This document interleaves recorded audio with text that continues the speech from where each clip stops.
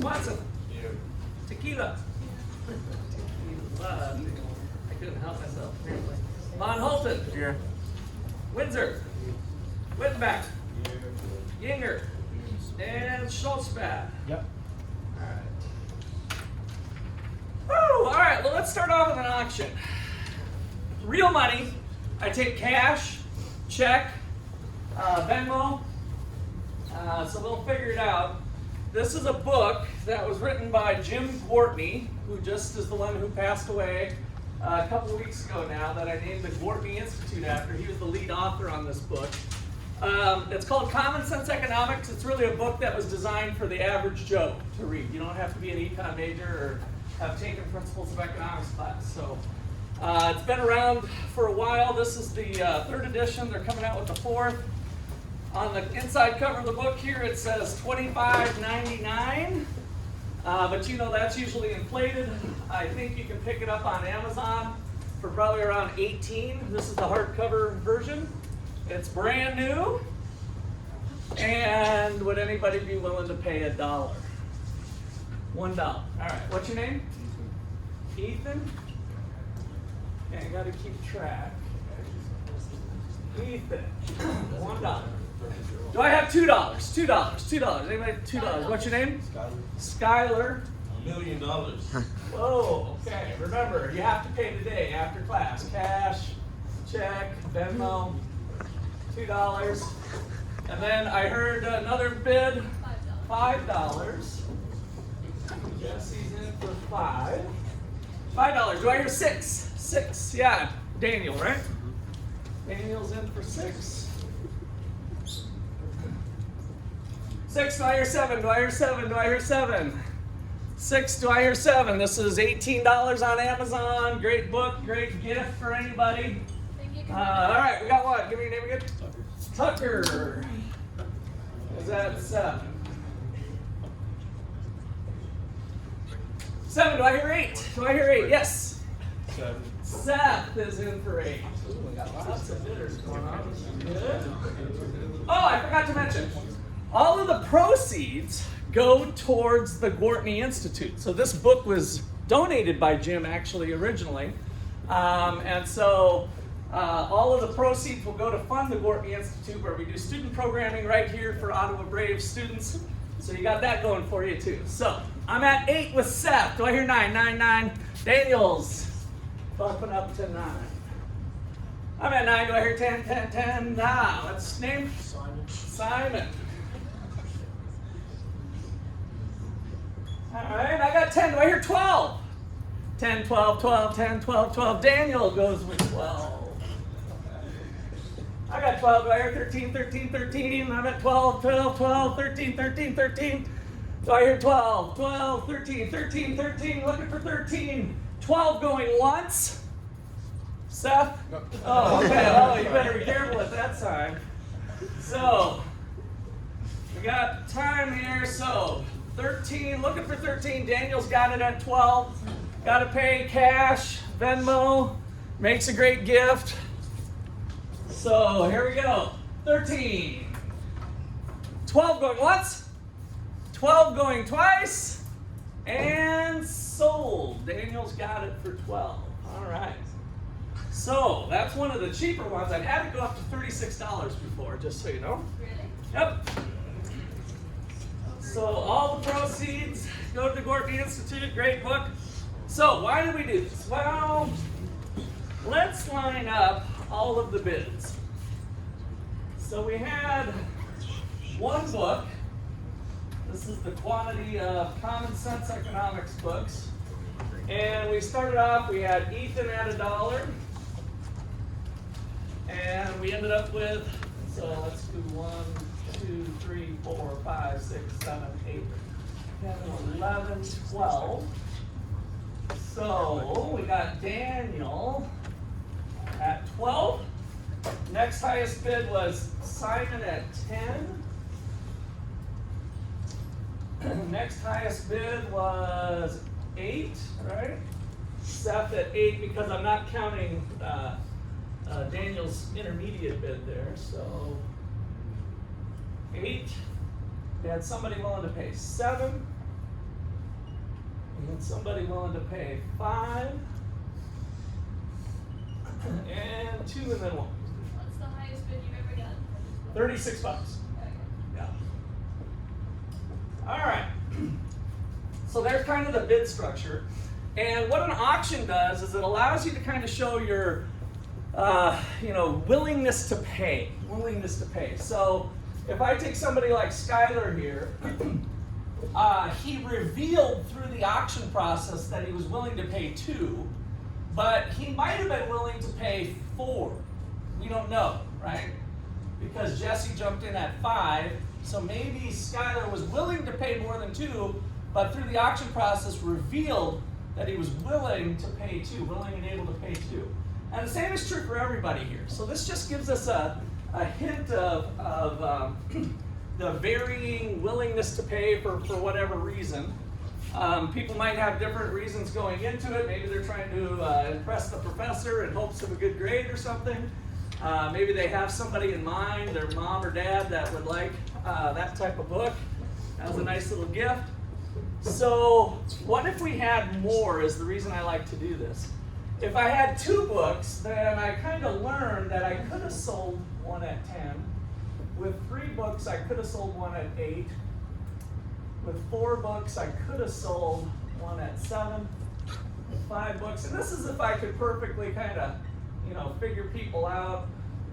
But from the information that was conveyed from the auction, I get something like this. I usually don't have to go out to 7. I usually just have multiple people battling it out here. So we get kind of a squiggly line that starts to reflect the demand for the book. And that's where demand curves come from, is that we have people with varying values of all goods and services, depending on what their purposes are. And that leads us to our first law of demand, and probably one of the most important ones here as we get into this chapter 3, the law of demand. So, as the price of a good or service decreases,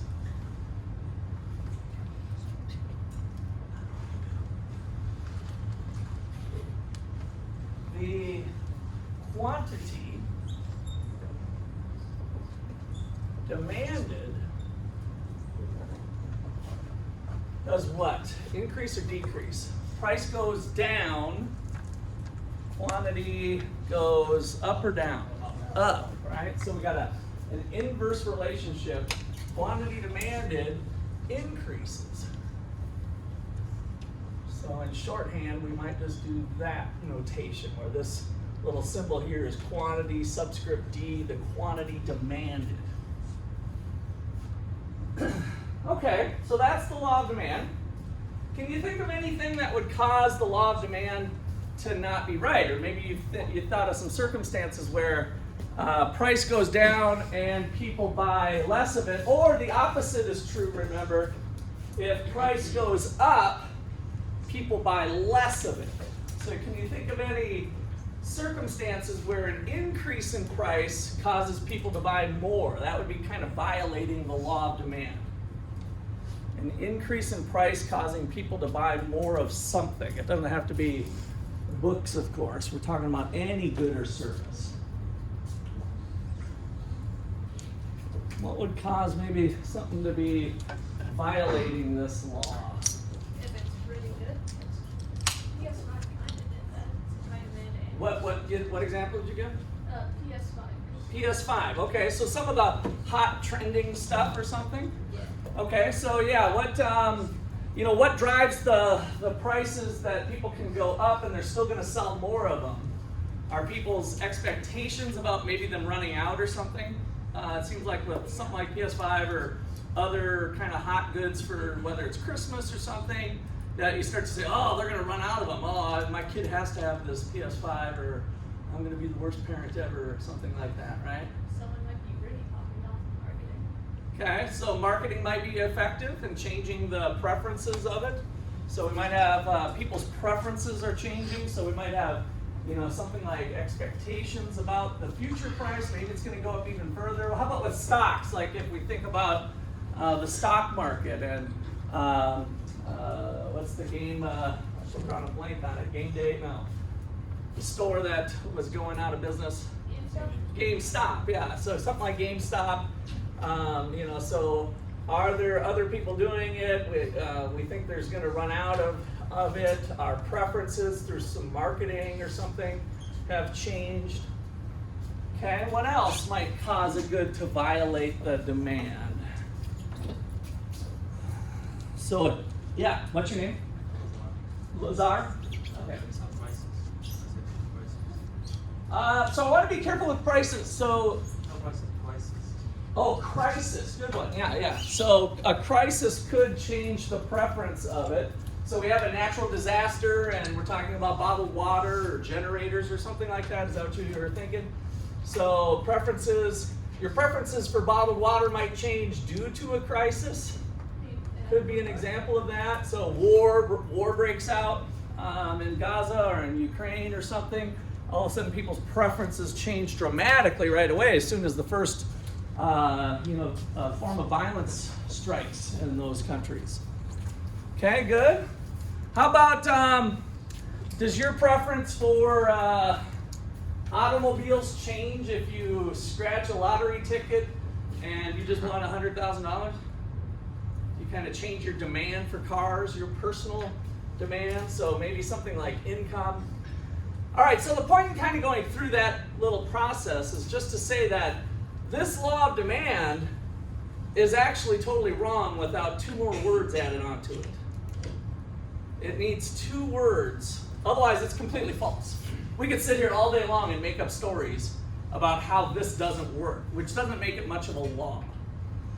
And so the two words we need to add on are two Latin words called ceteris paribus.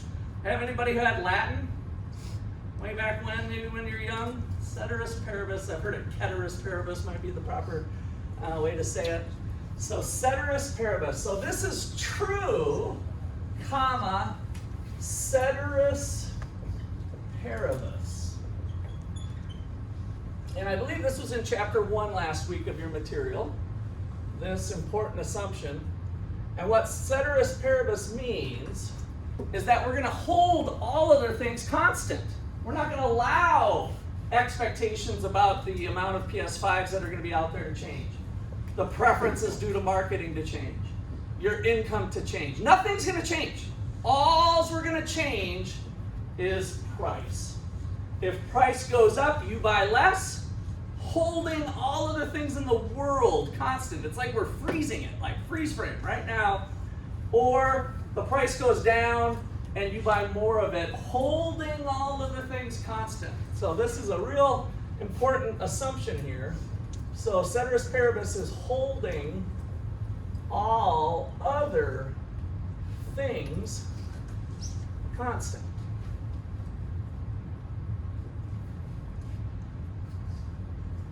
So kind of the key point here is that the ceteris paribus assumption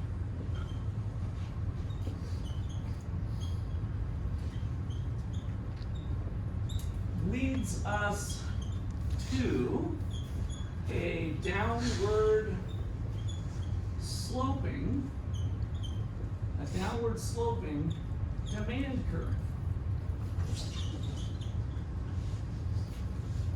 Ceteris paribus leads us to a downward sloping demand curve. So, give me a good, any good. First thing that comes to mind, give me a good or service, good service. Wood chopping? What? Wood chopping? Wood chopping? Yeah. Is that what you said? Wood chopping, okay. So chopping up wood. Yeah, lumberjack. Yeah, lumberjacking, all right. So we got wood chopping service. How much do we want to take down? So at $50 an hour, we only want 10 trees cut. At $40 an hour, we'll do 20 trees out of our little forest that all need needs a big cleaning up. And at $30, we'll do 30 trees. And then I guess we'll do one more. At $20, we'll do 40 trees. Holding all of the things constant,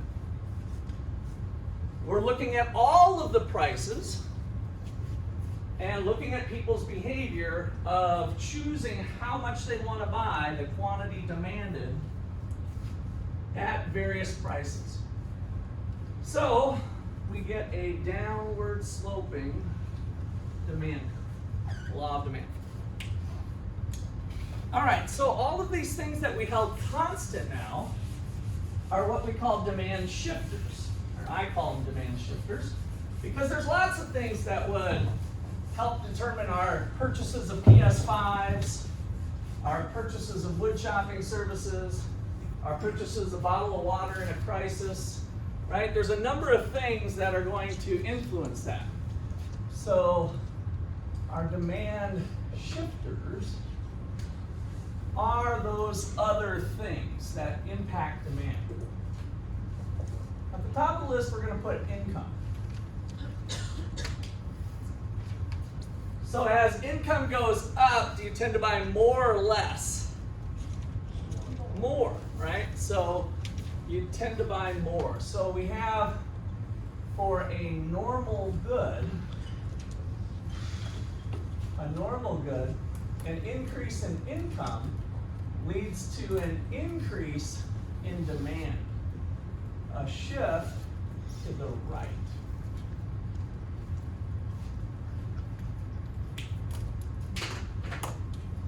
So on this demand curve, let's say that the average income in Ottawa was $40,000 a year. So along this curve, holding income at $40,000 a year, you lower the price, I'll buy more wood chopping, right? But if I increase the income to $50,000, if incomes are rising in Ottawa, and income is now 50, at $50 an hour, I used to want to buy 10, but now I want to buy 20.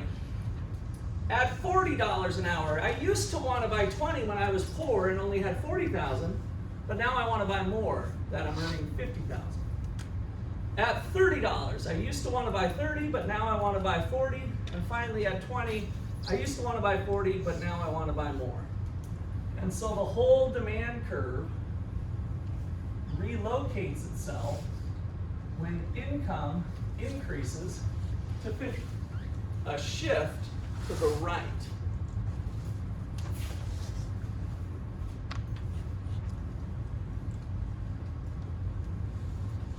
Okay, so do we increase our purchases when income goes up for all goods?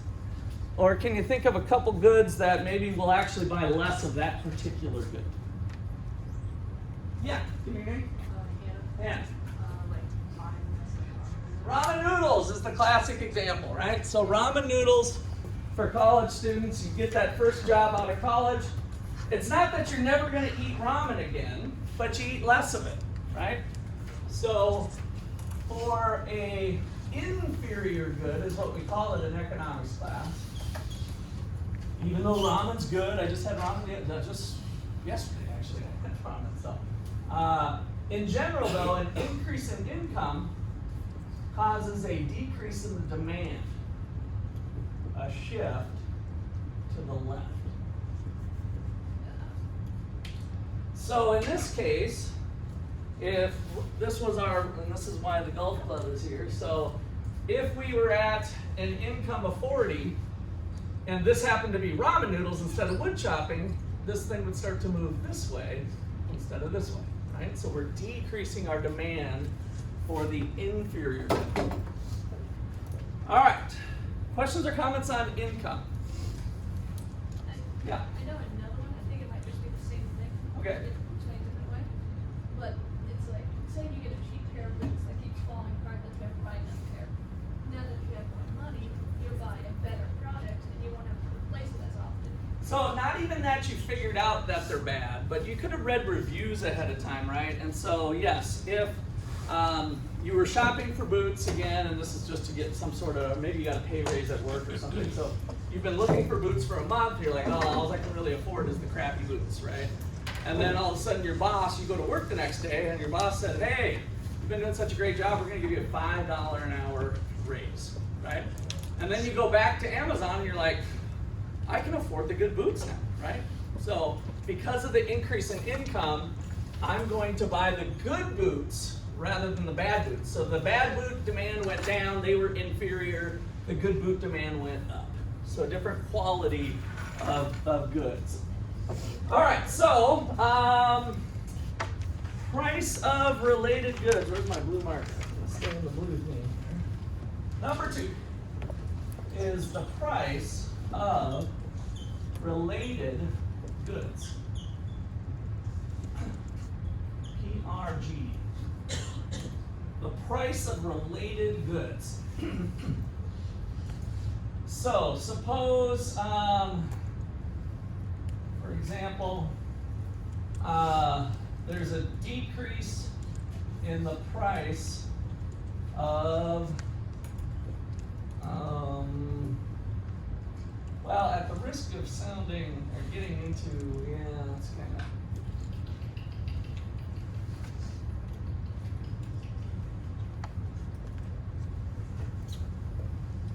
that's getting too thorny. All right, so we're gonna, so a decrease in the price of Pepsi leads to an increase or decrease in the demand for Coke. So Pepsi prices fall. Does that lead to an increase or decrease in the demand for Coke? How about somebody back here? What do you think? Increase. Is that what you said? Or decrease? I just didn't hear you. Decrease. All right, so Pepsi prices are cheaper and you're going to buy less Coke. What's your name? Deanne? Deontay. DeAnthony. All right, DeAnthony. Apologize. So does everybody agree? Pepsi's cheaper, so you buy less Coke? Does that sound right? Pepsi's cheaper, so you buy less Coke. So holding all of the things cheaper, Pepsi is cheaper, and so you buy less Coke? Yeah. Does that sound right? Yeah. Sound good? Why don't I just switch traffic? So, okay, so I just want to make sure now if I decrease the price of Pepsi, what happens to the demand for the quantity demanded of Pepsi? What's up? It goes up, right? So I buy more, and therefore I'm buying less of the Coke. So good job, DeAnthony here. We're going to decrease the price of Coke. Now, what about if I decrease the price of Pepsi? What happens to the demand for pizza? So Pepsi prices are cheaper. This one's a little bit more of a stretch. Maybe. But are you going to tend to buy more pizza or less if you always... Go ahead. And I would say it could go up because, like, to the pizza, you drink a Pepsi, you're more likely to buy a Pepsi now, so you're more likely to get a pizza with it. Okay, good. So I was trying to get the two together. That's why I said this one was a little bit of a stretch. I think I could have came up with a better... I could have said soda might have been even a little more helpful than pizza, or I'd have to be at the right place. But the whole idea was, if soda and pizza go together, right? If you tend to use them together, then a decrease in soda prices will cause you to increase your demand for pizza. And so the whole point of this is, some goods, to varying degrees by the way, are substitutes or complements. So Coke and Pepsi are substitutes, and I was trying to get soda and pizza being used together. So if you don't like the Pepsi and soda, how about a increase in the price of peanut butter does what to the demand for jelly? So peanut butter and jelly. So peanut butter is more expensive. What happens to the demand for jelly? Goes up. It goes up, down. I'm seeing some ups and downs. So peanut butter and jelly sandwiches. How many people are fans of peanut butter and jelly sandwiches? Okay, we got a decent amount of hands up. Looks like maybe about half the class. So peanut butter prices skyrocket. What happens to your demand for jelly? It goes down, right? So you're going to be using them together. So this would be a decrease in the demand for jelly. So we've got them moving in inverse directions, right? So with Pepsi and pizza, if those are complements, Pepsi goes down, demand goes up. Peanut butter and jelly are complements. Increase in price leads to a decrease in demand. So those are inversely related. So those two variables, the variables being the price of one good and the demand for the other good, those two variables are negatively related or inversely related. One goes up, the other goes down. One goes down, the other goes up. Same thing was going on here. When they both move the same direction, what type of relationship do we call that in math class? One goes up, the other goes up. Income goes up, the demand goes up for a normal good. What do we call that in math class when the variables move in the same direction? What kind? Positive. So a positive relationship or a direct relationship, usually we use positive but direct, so they move together, right? So the same thing here, if we're talking about a normal good and I don't know, hamburger, then a decrease in income causes you to decrease your demand as well. Now hamburger's probably close to being right on the border between these two. Maybe steak would have been a better thing. So, all right, so questions on that? So this is let's write that in our notes here. So this is a positive relationship. One goes up, the other goes up. This is a negative or inverse relationship or complements. One goes up, the other goes down. So you're going to see that. You got to get kind of comfortable with that because that's what we're looking for in economics is to make predictions. If something goes up, is something else going to go down or up? So we want to have kind of some of those math fundamentals down. All right. So number 3. Let's see. How about the population? Population is the number of consumers in the market. The number of consumers. What do you think happens to the demand for pizza in August when Ottawa University opens up its campus, brings about 1,000 students to the town of 12,000 and makes it 13,000? What do you think happens to the demand for pizza? It goes up, right? Quite a bit. So the pizza places love when you guys come back to town in August. So an increase in the population leads to an increase in demand. Again, a shift to the right.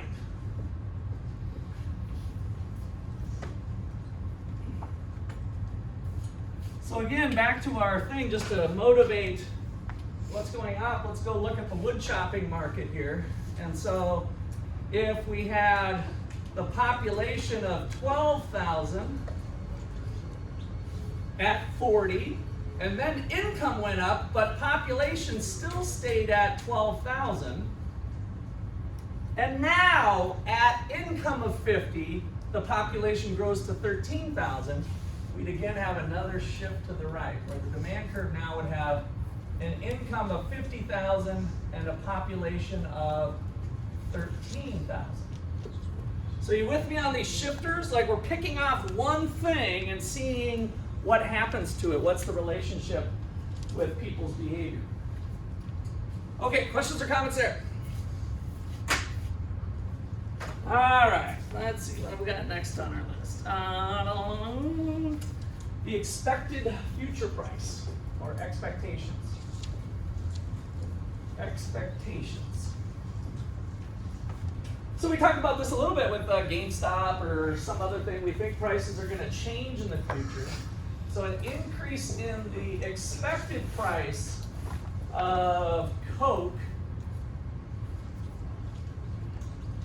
would lead you to buy more or less today? If you think future prices of Coca-Cola are going up, do you buy more or less today? More. So it's going to be more expensive in the future. We're thinking about you as a consumer. And so you're going to go stock up on some Coke today. So an increase in the demand for Coke today. So changing our behavior across time.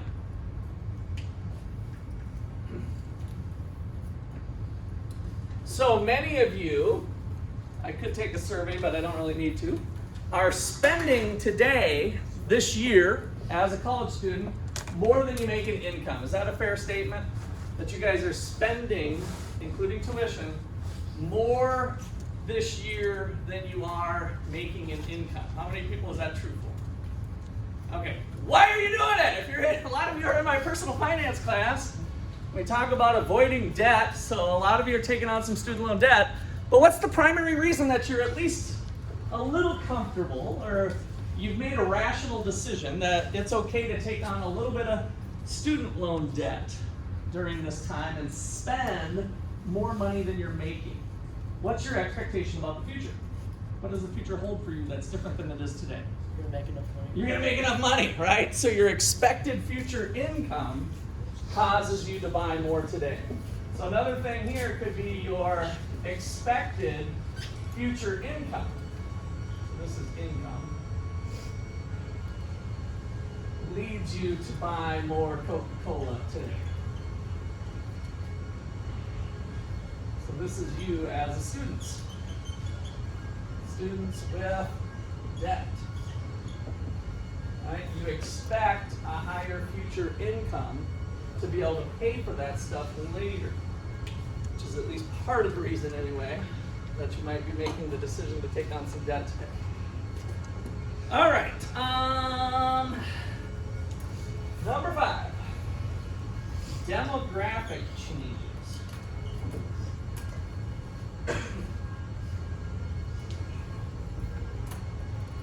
Change in demographics. What's happening to this is something you guys probably don't think about too much, but in the United States, what's happening to us as a population? Are we getting older on average or younger? Older, right? So we have people living longer due to innovations in life-saving technology and blood pressure medicine and all kinds of stuff, that people are living longer. So we have an aging population. So imagine that if, back in the day, 30% of the population was over the age of 60. And now we've got 40% of the population over the age of 60. What happened to the demand for adult diapers? I hate to bring up something gross, but yes, adults pooping their pants. Has that gone up or down? It's gone up, right? So the demographics could cause there to be changes in the demand for certain types of goods rather than others. So we've got demographic changes of age. We could get into the race, religion. All kinds of things could change over time. Religion maybe being a lack of religion. All kinds of stuff. So demographic changes. Number 6. So I guess let me go ahead and give you an example here with this one. So an increase in the average age, or let's say the number of senior citizens. Number of senior citizens leads to an increase in the demand for adult diapers.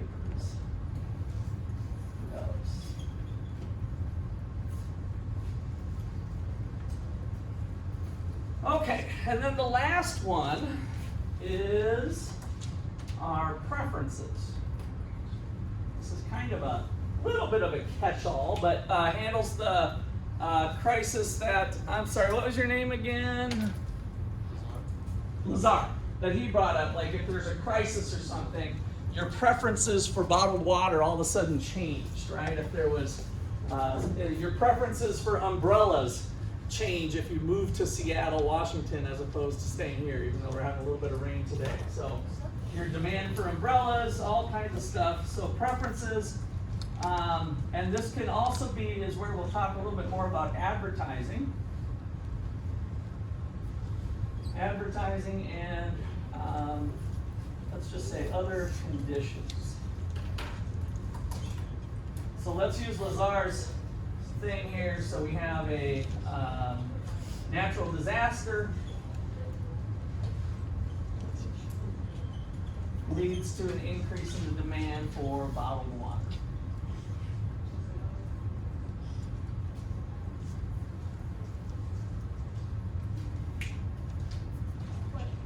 Yeah. Will a company going out of business increase the price of demand, even if it's not? No. So we'll talk about that. They're going to probably lower their prices, right? Have a closeout sale. So we're going to go through the supply curve and then ask you that question after we've gone through that to see if you still got it. So, a couple more things to talk about demand.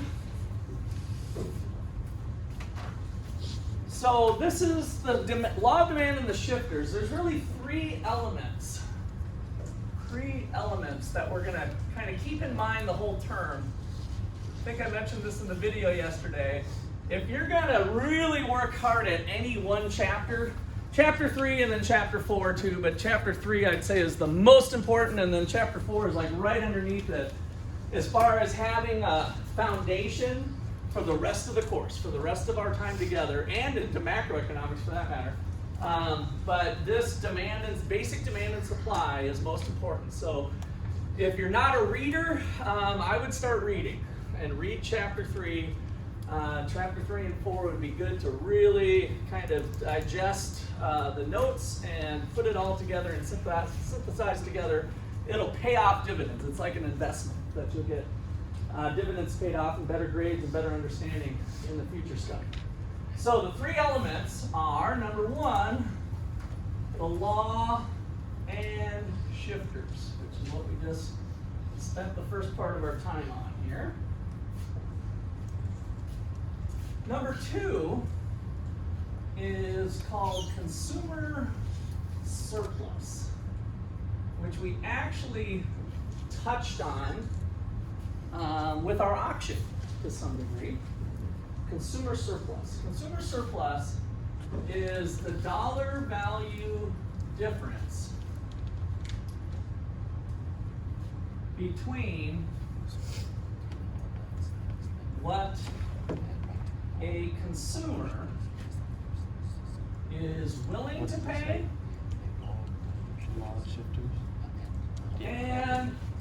and what they actually pay for each unit consumed. The dollar value difference between what a consumer is willing to pay and what they actually pay for each unit consumed.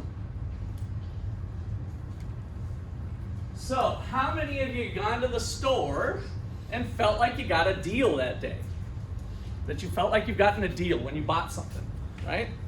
So, let me see some show of hands, like this is a real question. How many of you have gone to the store and felt like you got a deal when you bought something? I'd like to see all the hands up. If you're engaged here, all the hands should be up. You've all gotten deals, right? This exists.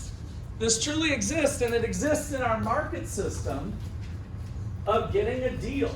And so how we characterize that deal in demand, if we're now in the beer market, and we have a downward sloping demand curve, if a case of beer is priced at $40, nobody's buying it.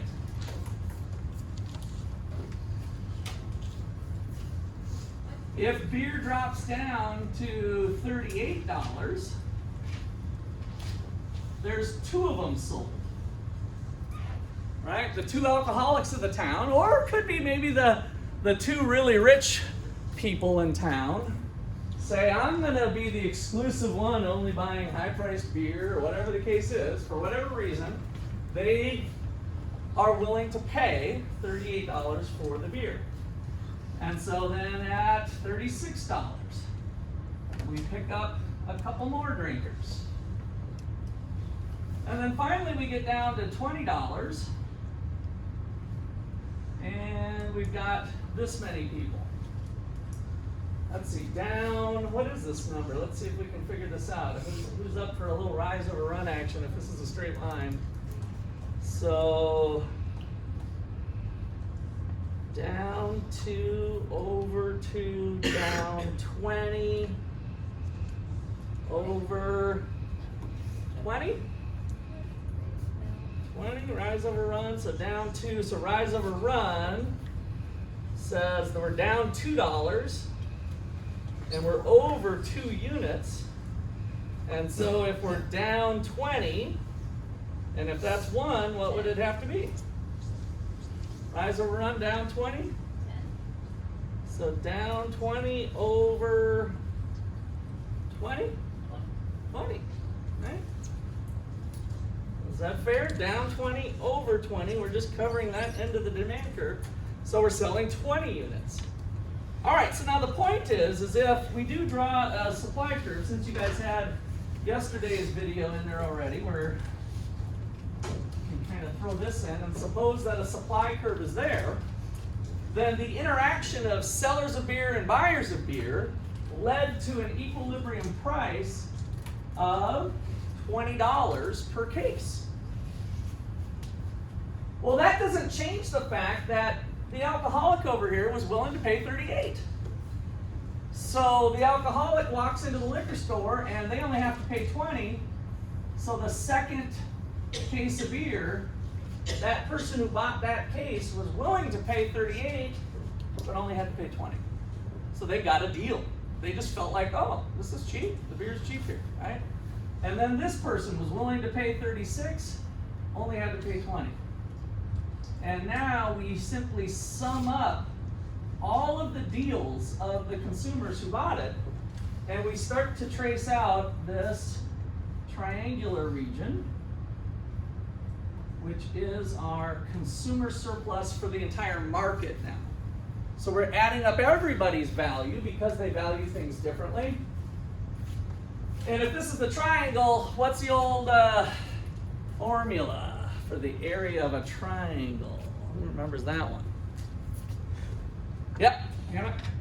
Base times height.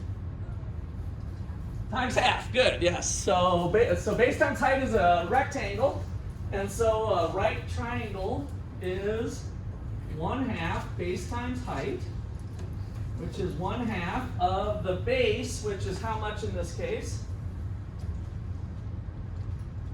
Using my numbers here, that's why I put them down there. I know they're kind of small. 20. So we have a base of 20 and a height of 20. The height here is 40, but the height of the right triangle is 40 minus 20. Happens to be also 20. 20 times 20 is 400. 1/2 of 400 is $200. So we had $200 worth of deals. The consumers in aggregate, all of the consumers of beer, gained $200. So you can kind of think of this as a consumer profit in a way, right? So they gained, the consumers gained $400 from the market. So kind of the way we look at consumer surplus is consumers gained $200 of consumer surplus through market transactions, through the market exchange.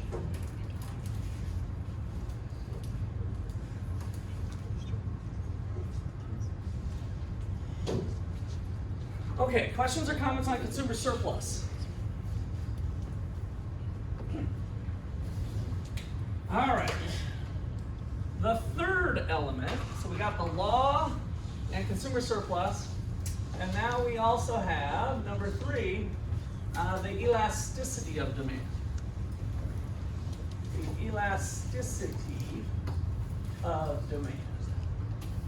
Which I'm going to use a little sigma, a subscript D here, the elasticity of demand. The elasticity of demand shows the responsiveness of consumers to a price change. So shows the responsiveness of consumers' purchases, which is their quantities they're demanding, shows the responsiveness of consumer purchases to a given change in price. So I'll also start to use a triangle here for the change in price as kind of shorthand math notation. You might remember for rise over run. Rise over run, if we're looking at the slope, it's the change in the vertical axis variable, which in our case is price with a demand curve, over the change in purchases. The change, whoops, a triangle, and somehow a circle came out of my brain. A change in quantity demanded. So the slope of the demand curve, the law of demand, is the relationship of the change in price over the change in quantity. Well, that's kind of what we're getting at here with the responsiveness. So let's take a look at 2 demand curves side by side. And the demand curve to the right, I want you to draw really steep. And the demand curve to the left, pretty flat. Pretty steep and pretty flat.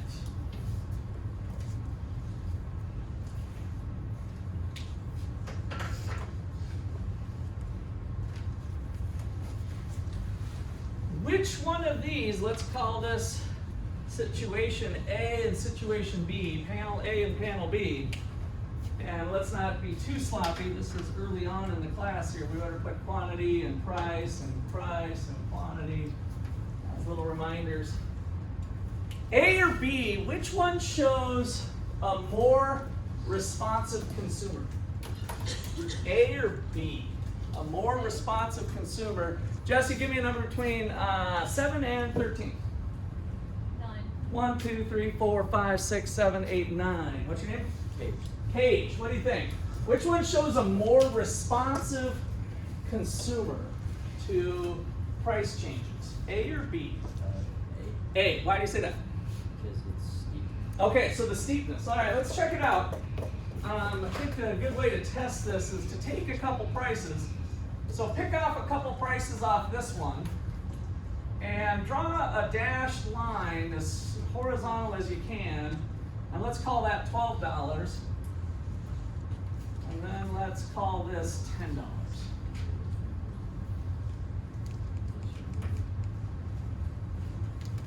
So let's have price going up from 10 to 12. And just imagine that the scales on the vertical axis and the horizontal axis are the same, right? So we got the exact same spacing between quantities and prices. So,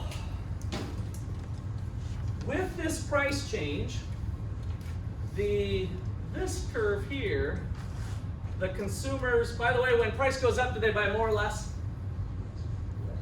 Less. So we go at $10 P1, they bought Q1, and at $12 P2, they buy Q2.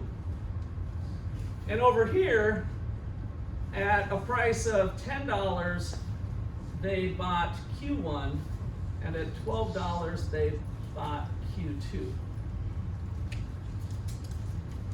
So Cage, are you still good with your answer in terms of measuring how responsive, how how sensitive consumers are to a price change. When price went up, originally you said A, that this panel is showing a bigger response by consumers, a more responsive. Are you still cool with that? Now you think it's B, all right. So a little more information, it starts to make sense, right?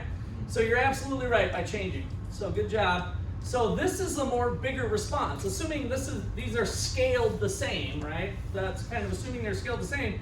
Here, you jack up price on me, I don't change my behavior very much. Here, I change it a lot. So which one's cocaine and which one's a fast food hamburger? Oh yeah, we're gonna talk about drugs. Oh yeah, we got some good drug talks coming up. Which one's Coke? Not Coca-Cola this time, people. We're talking cocaine. Cocaine cowboy. Which one's cocaine and which one's a fast food hamburger? Which one's cocaine, A or B? A is the cocaine. A is the cocaine? So fast food hamburger is B. So which one do you have more choices with when price goes up? The fast food hamburger, right? So if prices go up, I can go buy a fast food, I said hamburger, it could be chicken or Taco Bell. We had a couple Taco Bell people in here, right?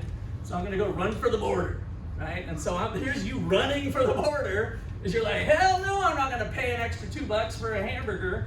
I'm gonna go make a run for the border, right? And so you go run for the border. And so this one shows a more elastic response, a more heavier response. So this one is more elastic.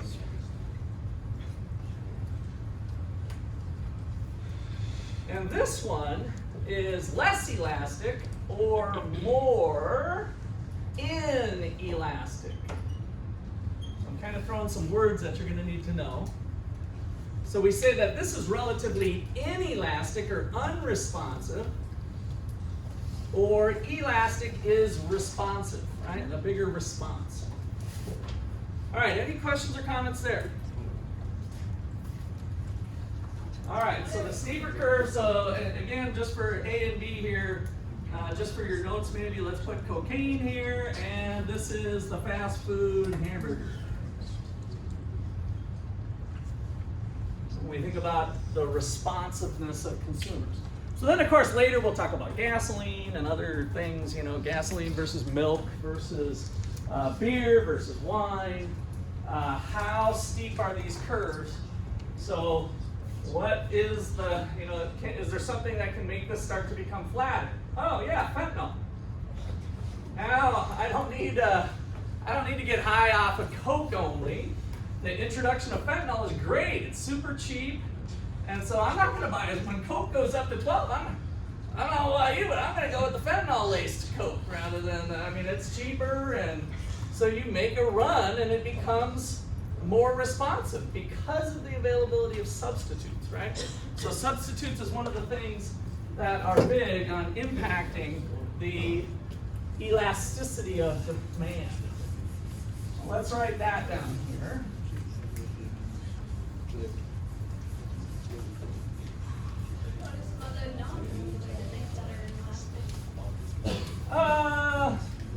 Gasoline would tend to be in there because we kind of need it to get around. So oil prices. It really comes down to this thing here. So things that affect the elasticity of demand.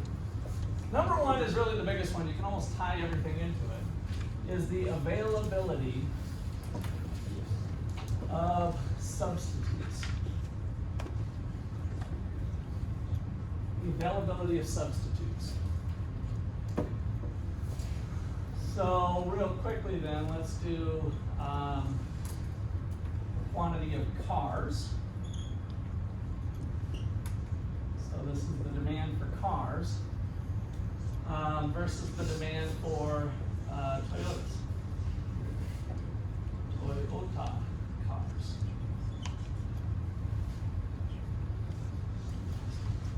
Which one is steeper?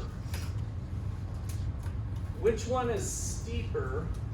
Without me drawing, let's have you kind of do things in reverse. You tell me if I'm measuring cars in general or Toyota cars, which one is steeper? Cars or Toyota cars?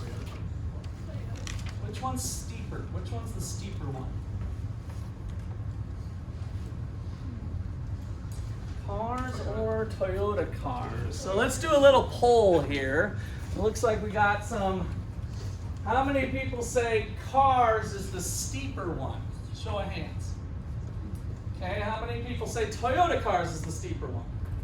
All right, through democracy, Toyota cars is correct. But as you're going to learn in this class, democracy sometimes gets it wrong. And so this one's steeper. Which one has more substitutes? Toyota cars or cars? Which one has more substitutes? Let's do a little Venn diagram here. Here's the world of cars. Toyota cars, how does it circle in here? Is it part of this or outside of this or overlapping it if we did kind of Venn diagram style? It's a part. It's a part. It's a car, so it's in here. So there's the Toyota cars. So which one has more substitutes? Toyota cars or cars in general? Toyota cars. What's a substitute for a car?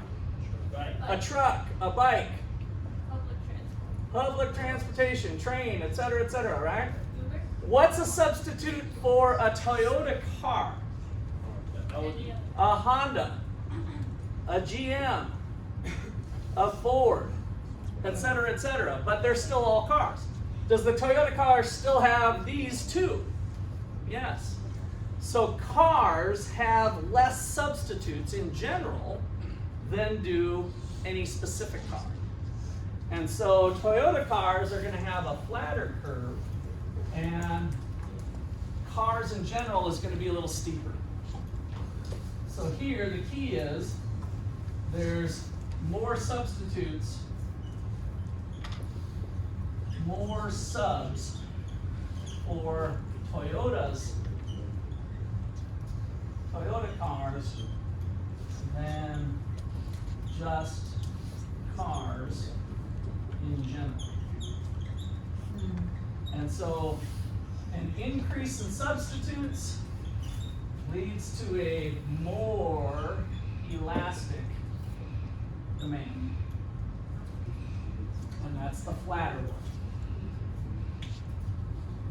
Is it good if something's inelastic? So the question was, is it good if it's inelastic? Yes, it's good for the seller, who we're going to get into next. So if you are the seller of the good, you would rather have a little pricing power, right? Because you'd rather raise your price and not lose very many customers. So it doesn't really matter for the consumer, so to speak, other than the prices they might face. But it's really the producer that is going to like to have that. And so what do producers do with their products? They try to make them a little better than their competitors, right? They try to add more value to it so that they try to strengthen their demand and make people want to stick with their brand. So if you're Apple or you're Samsung, or how can I do brand awareness and try to keep with them? That's what you're trying to do, is strengthen, make the good less elastic to that person. All right, so time to shift to the law of supply. Put on our supply cap here. The law of supply. So an increase in the price of a good, as the price rises, so as the market price of a good or service rises, the quantity supplied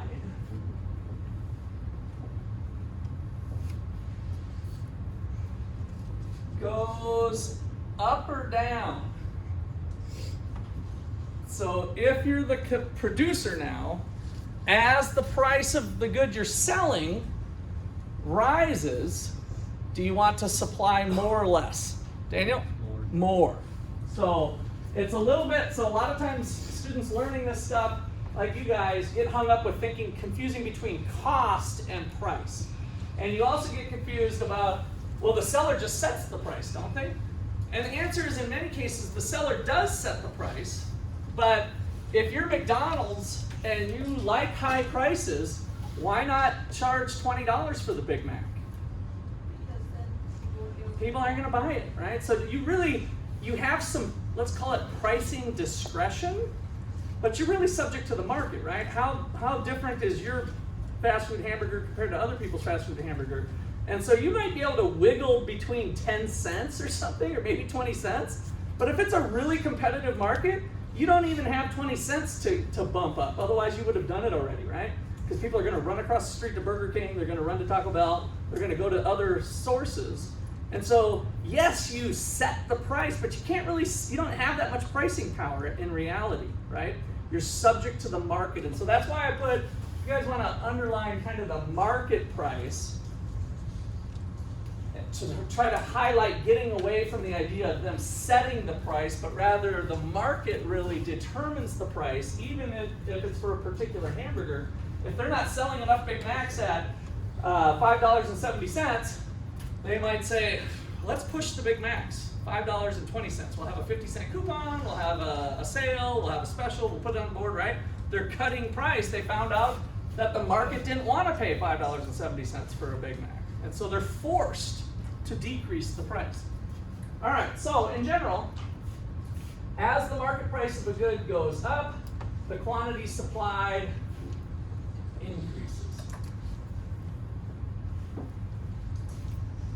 The law of supply is absolutely false without two Latin words after it.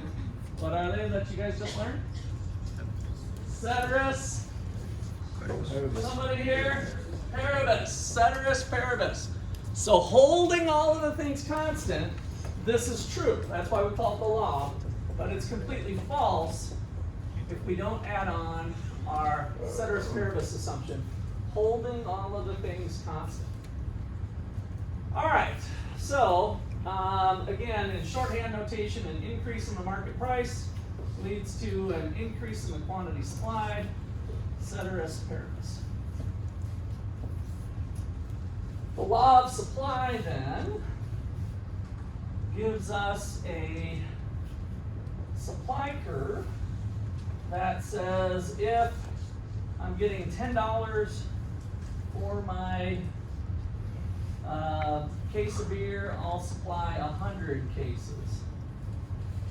If I'm getting $15, I'll supply 150. And if I get $20 a case, I'll supply 200. And so the quantity supplied goes up when the price goes up, giving us an upward sloping. So that law leads to an upward sloping supply curve.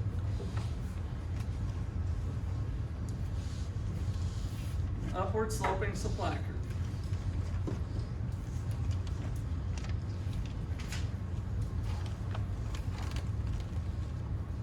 All right, so what's going to make this thing move around? What else do producers care about? Well, number one on the list is the cost. And so before I get into the cost, I do want to kind of review briefly what the goal of the firm. So what is the goal or objective of the company? Goal of the firm. What do they want to maximize? Profit. So the goal is to maximize profit. which is what I'm going to be debating with President Reg at the debate night. So you guys heard of corporate social responsibility. Businesses should care more than about money. What about the people? What about the environment? I say they should focus exclusively on profit. Reg thinks that there should be other things besides profit. So that is going to be the debate. Should we have corporate social responsibility? What does it mean? I say corporations are being really, really socially responsible by maximizing profits, by just maximizing the bottom line. So we'll see how the debate turns out there. So maximizing profit, what is the basic equation for profits? Like if you're selling lemonade at a lemonade stand, how do you calculate the profit you're making? What goes into that equation? Real basic form. I know some of you have had Professor Wagner's class, or maybe you're in there now with the accounting. What is the profit equation? I don't know much proper wording, but it's like time, material cost. Nope, no time. So we're going to take it at a point in time or a period of time. So we're kind of holding time constant. So yeah, selling price minus cost. You're real close. What else would we need besides the price?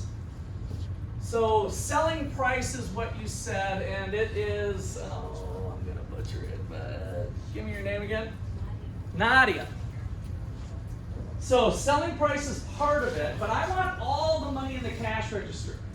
So if I'm selling my lemonade at $2 a glass and I sold 200 glasses, how much money is in the cash register? $2 a glass, Nadia says selling price, which is part of it, but I sold 200 glasses. How much money is in the cash register?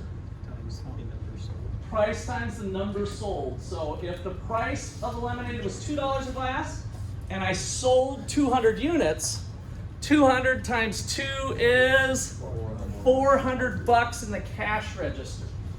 So price times quantity is what I'm looking for. And then I think I heard you say total cost, right? Yes. I'm good with you on that one. So total cost of making the lemonade. And so total revenue is what price times quantity is. So it's the total amount, and let me not put TR for starters. We will gravitate towards that. So total revenue is total sales. So TR minus total cost. And we're going to spend a lot more time on both those things. But I think it's important to have that fundamentals down of how do you maximize profits? Well, one thing you want to do is sell more lemonade, right? And so we talked about all the consumer stuff. Maybe I do some advertising. Maybe I look for demographic changes in society of people becoming old, and maybe I should move from lemonade sales to adult diaper sales or whatever. Your goal is to make some money, and so part of the equation is selling the product, finding out what the price is. Maybe I have some pricing discretion, maybe I don't. Maybe I have to take the market price, look at the money in the cash register, minus the total cost of production. That gives me my profit. So when I'm looking to maximize profits, I can focus in on making this a little smaller, holding this constant, making this a little bigger, holding this constant, or thinking about both of them combined together, right? Turns out they're kind of interrelated with each other, as we'll find out. So you got to be thinking about both when you're thinking about maximizing profits.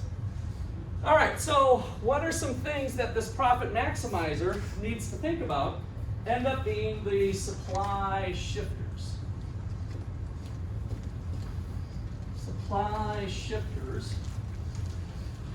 And the first one's probably the most important one, and that is the price of resources. What were the basic resources for the economy? We had 4 of them from last week. Yes, land is one of them. What's your name? Our Giselle? Giselle. Giselle says land. What else? Labor. What else? Capital. What else? Entrepreneurship. So land, labor, capital, entrepreneurship. Those things are the resources that are at the disposal, if you will, of the owner of the company to buy to make lemonade or to make wood chopping services or to make whatever. So the price of those resources is important. If there's an increase in wages, so let's say there's an increase in wages, does that cause the producer to supply more or less when wages go up? What do you think? Are they willing to put more on the shelves or less on the shelves? Less, right? So less on the shelves. So an increase in wages causes a decrease in the supply, a shift to the left. So we come back to our beer example here. And so the brewers go on strike and they successfully lobby for wages. This is the supply curve when we could hire them at $20 an hour. But now wages are $30 an hour. Well, at $20 an hour, the Budweiser company used to provide 200 cases of beer at $20 sale price, but now facing the higher wages and thinking about profits, they can't afford to supply as much as they did before. Now, at $15, they would have sold 150 cases of Bud when wages were 20, but now wages are 30, and so they can't supply as much. At this price, they used to want to sell this much, but now they're only willing to provide this much. At this price, they used to want to supply this much, but now they only want to supply this much. At this price, they used to want to supply this much, but now they only want to supply this much. So at all of the prices that they used to supply when resource prices, wages specifically, were 20, are now to the left when wages are higher. When wages are higher, they can't afford to supply as much Bud at various prices of Bud. So a shift to the left. Now, if there's a decrease in the rental rate of machines, could be the rental rate of their building, I guess, if you want. Are they able to supply more or less when the brewing machines are cheaper? More, right? So when the rental rates go down, they're able to increase the supply. Rental rates? Yeah, the rate that they're paying for renting the machine or renting the building, if we want to think about building rent. So this is our producer hat. All right, we'll pick up there tomorrow.